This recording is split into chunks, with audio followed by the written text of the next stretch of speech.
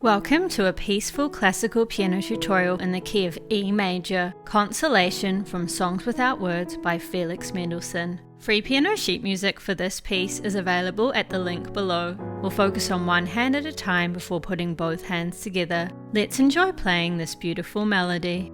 Right hand. We have four sharps here, F, C, G and D, along with quite a few other accidentals. We have four crotchet or quarter note beats in a bar and will often play this dotted rhythm, a dotted quaver or eighth note followed by a semiquaver or 16th note, which adds up to one crotchet beat. Here we go.